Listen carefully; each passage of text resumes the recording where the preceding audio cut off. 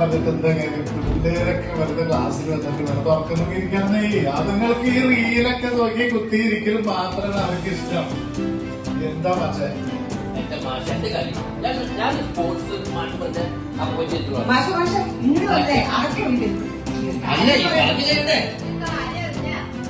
അതല്ല, ഞാൻ സ്പോർട്സ് മാഷാണ്. ഞാൻ സ്പോർട്സ് മാഷാണ്. അല്ല, ഞാൻ വെയിൽ കൊണ്ടൊരു മണിക്കൂറായി നിൽക്കുന്നത്. വെയിൽ കൊണ്ടൊരു മണിക്കൂറായി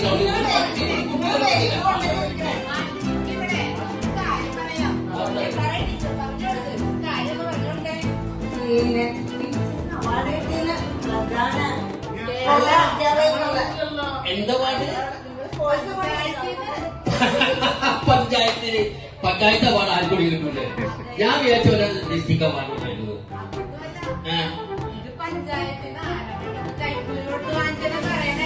അത് ശരിയായിരിക്കും, അത് തന്നെ. അല്ലാതെ അവാർഡ് കിട്ടുന്നത്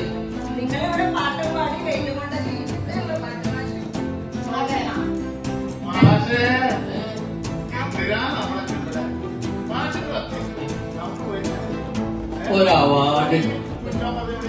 നമ്മുടെ ഈ പണി എടുത്ത് ഇവിടെ ഇരിക്കാം, ഒരാളും ഞങ്ങളുടെ പണി കാണാനില്ല. ആ ചീന ടീച്ചർ എന്തോ ചെയ്തു എന്ന് പറഞ്ഞ അവാർഡ് കൊടുത്തായിരിക്കണം.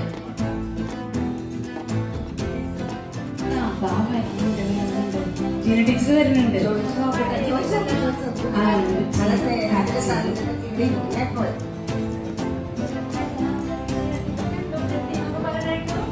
എന്താ അവാർഡാണ്? വിഷം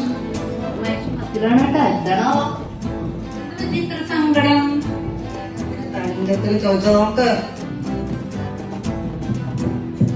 എനിക്ക് ആരുടെയും അഭിനന്ദനവും വേണ്ട, ഒരു അംഗീകാരവും വേണ്ട. എന്നെ കുത്തി നോക്കിക്കാതിരുന്നാ മതി.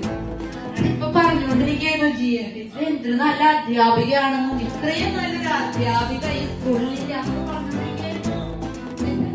സ്കൂളിന്റെ പ്രകാശമാണ് ടീച്ചർ. ടീച്ചർ കഴിഞ്ഞിട്ടവരല്ല, ടീച്ചറിന് അർഹിക്കപ്പെട്ട അംഗീകാരമാണ് കിട്ടിയിരിക്കണം. അതിപ്പോ പാട്ട് മാഷിനോടും മറ്റേ മാഷിനോടൊക്കെ ഞാൻ പറഞ്ഞിട്ടേ ഉള്ളൂ. ഞങ്ങൾക്കതിൽ നല്ല അഭിമാനമാണ് ടീച്ചറെ. അല്ലാതെ നമുക്ക് ബെല്ലടിച്ചില്ലേ, നമുക്ക് വീട്ടിൽ പോയാലോ? വീട്ടിൽ പോവാം. നമുക്ക് നാളെ പേപ്പറൊക്കെ നോക്കാം.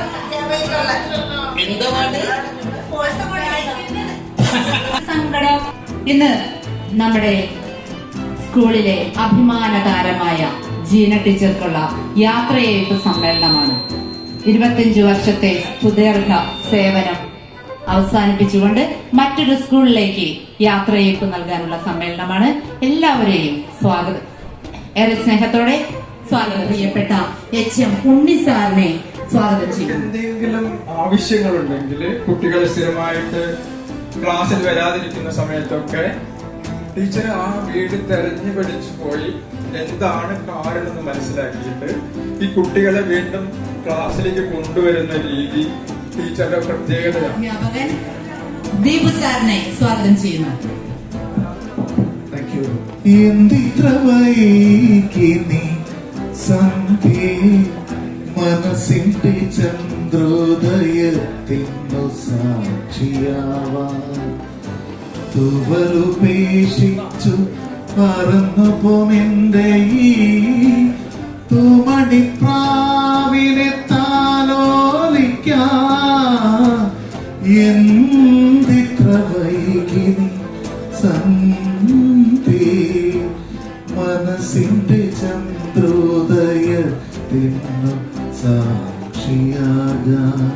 പ്രിയപ്പെട്ടവരെ, ജീന ടീച്ചർ നമുക്കറിയാം ഏതൊരു ദിവസവും സ്കൂളിലേക്ക് കടന്നു വരുമ്പോ നമ്മുടെ സ്റ്റാഫ് റൂമിന്റെ സ്കൂളിന്റെ വിദ്യാർത്ഥികളുടെ ഒക്കെ മനസ്സിൽ ഒരുപാട് പ്രകാശം വെളിച്ചവും പകർന്നുകൊണ്ട് എന്നും നമുക്ക് നിറഞ്ഞു നിൽക്കുന്ന നമ്മുടെ സ്കൂളിന്റെ ഒരു അഭിമാന താരകമാണ് നമ്മുടെ ജീന ടീച്ചർ.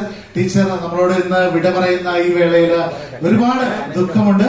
എങ്കിലും ടീച്ചറുടെ ഇനി അങ്ങോട്ടുള്ള ഭാവി ജീവിതം ഭാസുരമാകുമെന്നുള്ള കാര്യത്തില് യാതൊരു സംശയവുമില്ല. ഇത്രയും കാലം നമ്മുടെ സ്കൂളിന്റെ ഒരു അസറ്റ് ആയിരുന്ന എന്റെ മാഷെന്ത് സംസാരിക്കുന്നത് ജീന ടീച്ചറെ കുറിച്ചാണ്. ഈ ജീന ടീച്ചർ എന്ന് പറയുന്നിട്ടുണ്ടെങ്കിൽ ഈ സ്കൂളിൽ വിളക്ക് തിളക്ക് എന്നൊക്കെ പറയുന്നുണ്ട്. തീർച്ചയായിട്ടും ഈ സ്കൂളിൽ നിന്ന് ടീച്ചർ പോയി കഴിഞ്ഞാൽ മാത്രമേ ഇവിടെ തെളിച്ചുള്ളൂ. പലപ്പോഴും പല കുട്ടികൾക്ക് വേണ്ടി എന്നെ കുറ്റപ്പെടുത്തുമ്പോൾ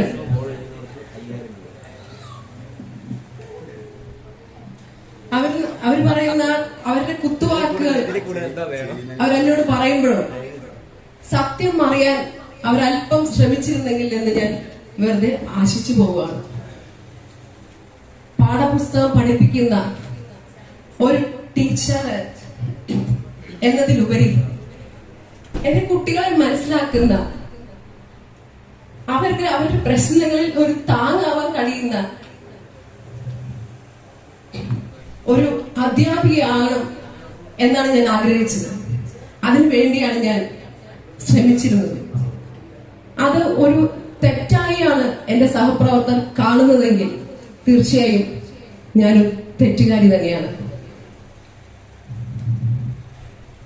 ഇന്ന് രാവിലെ റഫീഖ് സാറ് എന്റെ നേരെ തട്ടിക്കയറിയപ്പോൾ എനിക്ക് തോന്നുന്നു സാറിനുള്ള മറുപടി പറയേണ്ട ഏറ്റവും നല്ല സന്ദർഭം ഇത് തന്നെയാണ് എന്ന് ഞാൻ വിചാരിക്കുകയാണ്. സാറ് ഈ സ്കൂളിലെ കായിക അധ്യാപകനാണ്. സാറിന്റെ ഫുട്ബോൾ ടീമിലെ അരുൺ പല ദിവസവും നേരം വൈകി പ്രാക്ടീസിന് വരാറുണ്ട്. എന്തുകൊണ്ടാണ് നേരം വൈകുന്നതെന്ന് സാർ എന്തെങ്കിലും ചോദിച്ചിട്ടുണ്ടോ? ആ കുട്ടി പല ദിവസവും തല ചുറ്റി ഗ്രൗണ്ടിൽ വീഴാറുണ്ട്. സാർ എന്തെങ്കിലും ആ കുട്ടിയെ എന്തുകൊണ്ട് ആ കുട്ടി തല ചുറ്റി വീഴുന്നു എന്ന് ശ്രദ്ധിച്ചിട്ടുണ്ടോ? എന്റെ ക്ലാസ്സിലെ കുട്ടി അല്ലെങ്കിൽ പോലും ഞാനത് പലവട്ടം ആ കുട്ടി അവന്റെ പെരുമാറ്റത്തിലും സ്വഭാവത്തിലും അവൻ വളരെ ഡൗൺ ആയി കണ്ടപ്പോഴാണ് ഞാൻ അവനെ സമീപിച്ചത്. അവന്റെ വേദനിക്കുന്ന കഥകൾ എനിക്ക് മനസ്സിലായത്. അങ്ങനെയാണ് ഞാൻ അവന്റെ വീട്ടിലേക്ക് പോകാൻ തുടങ്ങിയത്. 6 വർഷമായിട്ട് ആ കുട്ടിയുടെ അമ്മ കട്ടിലിൽ കിടപ്പാണ്. അവന്റെ അച്ഛൻ മാനസികമായി തളർന്നുകൊണ്ടിരിക്കുകയാണ്. സാറിന് അറിയാമല്ലോ, അവന്റെ ഏറ്റവും വലിയ ആഗ്രഹം കേരള ഫുട്ബോൾ ടീമിൽ ഒരു അംഗമാകുക എന്നുള്ളതാണ്. അവന്റെ ആ ലക്ഷ്യം പൂർത്തിയാകണമെങ്കിൽ അവന്റെ അച്ഛൻ അവന് സപ്പോർട്ടായിട്ട് ഉണ്ടാകണം. ആ അച്ഛന്റെ മാനസികാവസ്ഥ മനസ്സിലാക്കിയാണ് ഞാൻ ആ വീട്ടിൽ പലപ്പോഴും പോകാറുള്ളത്. അച്ഛൻ അവന് താങ്ങായി നിന്നില്ലെങ്കിൽ, അച്ഛന്റെ മനസ്സിന് കരുത്ത് പകർന്നില്ലെങ്കിൽ അവൻ ഒരിക്കലും അവന്റെ ലക്ഷ്യം സാധിക്കാൻ പറ്റില്ല. അതുകൊണ്ട് തന്നെയാണ് ഞാൻ അവിടെ പോയിരുന്നത്. പക്ഷെ അവന്റെ അച്ഛന്റെ സ്ഥാനത്ത് നിന്ന് അവന് താങ്ങും തണലുമാകേണ്ട ഒരു കായിക അധ്യാപകൻ എത്ര മോശമായാണ് അവനോട് പെരുമാറിയത്. So sorry sir. ഞാൻ സാർ ഈ സ്കൂളിലെ കായിക അധ്യാപകനാണ് എന്ന് പറയുന്നതിൽ ലജ്ജിക്കുന്നു.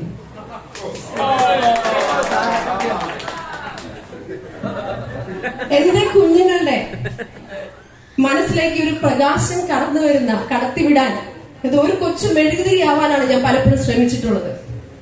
ആ തിരിനാളം എന്റെ ചുറ്റുമുള്ളവർക്ക് ഒരു പ്രകാശമാകണം, എന്നും ഒരു പ്രകാശമാകണം എന്ന് ഞാൻ പലപ്പോഴും ആഗ്രഹിച്ചു.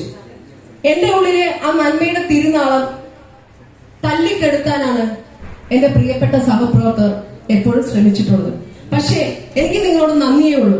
കാരണം നിങ്ങൾ ഓരോ പ്രാവശ്യവും എന്നെ തളർത്തുമ്പോൾ ഞാൻ കൂടുതൽ ഊർജത്തോടെ ഉയർത്തെഴുന്നേൽക്കുകയായിരുന്നു. അതില് തീർച്ചയായിട്ടും എനിക്ക് നിങ്ങളോട് നന്ദി പറയണം. കാരണം നിങ്ങളെ പോലെയുള്ള അധ്യാപകരുള്ള ഒരു സ്കൂളിൽ തീർച്ചയായിട്ടും എന്നെ പോലെയുള്ളവർക്ക് ഒത്തിരിയേറെ ചെയ്യാനുണ്ട്. അതുകൊണ്ട് തന്നെ ഇനിയും അടുത്തൊരു സ്കൂളിലേക്ക് പോകുമ്പോഴും ഞാൻ എന്റെ പ്രവൃത്തി പദത്തിൽ നിന്നും ഒരിക്കലും പിന്മാറുകയില്ല.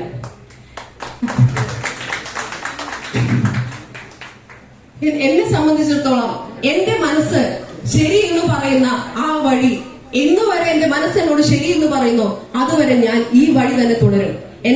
എന്റെ സഹപ്രവർത്തകർ എനിക്ക് തന്ന എല്ലാ ഊർജത്തിനും നന്ദി പറഞ്ഞുകൊണ്ട് ഞാൻ വിരമിക്കട്ടെ. Thank you. Thank you Jeena teacher. എല്ലാവിധ ആശംസകളും നേരുന്നു. Thank you all. പ്രിയപ്പെട്ടവരെ, നമുക്കറിയാം നമ്മുടെ സമകാലീന ഒരുപാട് സംഭവങ്ങൾ നമ്മളുടെ കണ്ണു തുറപ്പിക്കേണ്ടതാണ്. നമ്മുടെ കൂടെയുള്ളവരെ മാനസികമായി മോശമായ വാക്കുകൾ കൊണ്ട് കുത്തി നോക്കുമ്പോൾ ഒരു പക്ഷേ അത് അവരുടെ ജീവിതം തന്നെ എടുക്കുന്ന രീതിയിലേക്ക് മാറാറുണ്ട് എന്നുള്ള കാര്യം നമ്മൾ പ്രത്യേകം ശ്രദ്ധിക്കേണ്ടതുണ്ട്.